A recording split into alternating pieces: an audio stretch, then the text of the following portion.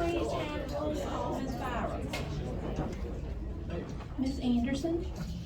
Here. Mr. Hopkins? Here. Mr. Jones? Here. Ms. Page? Here. Ms. Quintern? Here. Madam Chair, the clerk certifies the presence of a quorum. Thank you very much. Can we all stand for the pledge of allegiance? To the flag of the United States of America and to the republic which stands one nation under God, indivisible, with liberty and justice for all.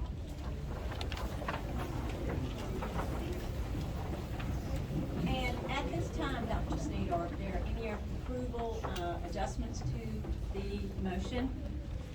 No, Madam Chair, there are no adjustments to the agenda at this time. Okay. At this time, can I entertain a motion for the acceptance of the approval of the agenda? Madam Chairman, I move we approve the agenda as presented. Thank you. Can I have a second? All in favor by saying aye? Aye. Thank you. Motion carries.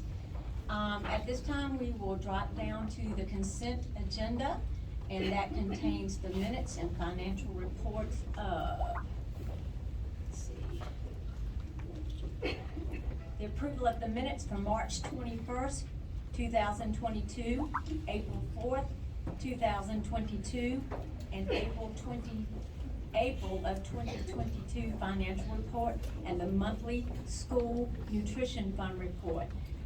At this time, can I have a motion to accept this?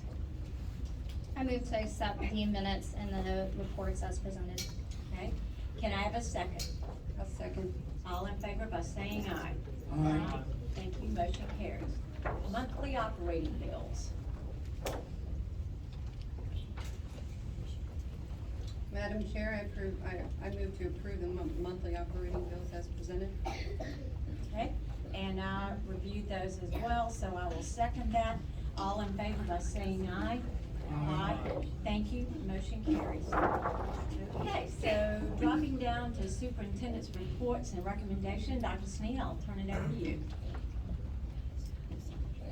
Oh, I'm sorry, back up, I apologize, I scrolled up too far and missed the public comment. At this time. Sorry. At this time, I will open public comment. And Ms. Byram, do we have anyone signed up? Yes, ma'am. The first speaker tonight is Larry Scott.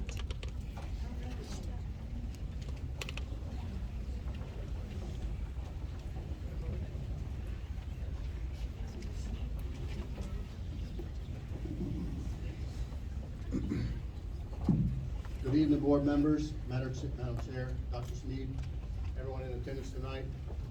First, I'd like to say that my comments tonight are not to offend anyone, and the children and teenagers here tonight, my comments are not to make you feel unloved or unwanted. I'm a parent, and I'm here on behalf of my family. And I'll start with the resolution on critical race theory. I spoke about this back in March when we had the equities in education agenda. And so I'm not gonna repeat myself on that, but I'll put it like this. On the House floor in Richmond, Delegate Nick Freitas said it like this: I've never seen a group of people so upset and so angry defending something they say doesn't exist. You don't have to look any further than, let them talk. You don't have to look any further than the roadmap to equities and navigating equity, 52 pages back when Dr. James Lane was superintendent of instruction. And the first page of that, the first 14 pages of that is saturated in critical race theory.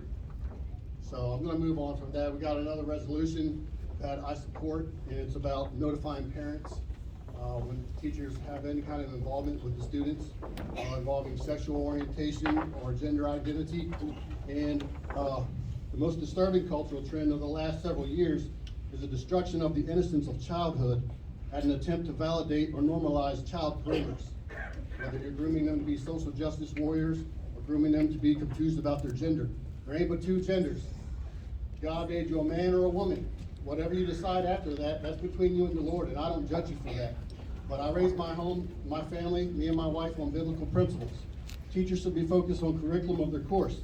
If you teach civics or math, English, or whatever you teach, your conversation should be aligned with that subject matter. In fact, the teacher exposes themselves to potential legal recourse as a result of sexual harassment from parents on behalf of their child when they venture into sexually explicit discussions. Students, as minors, are subject to their parents' leadership, discipleship, and authority regarding all aspects of life, including their exposure to public education. A teacher's political or social viewpoints should at all times be neutral, as not to affect the child and what they learn and how they are graded. In my opinion, there's only one decision here tonight. Romans chapter 12 and verse 2, it says, "Do not conform yourselves to the pattern of this world, but be transformed by the renewing of your mind, so you may test and approve God's will, because it is good, pleasing, and perfect." Is your vote tonight going to conform, or are you going to take a stand for righteousness? Thank you.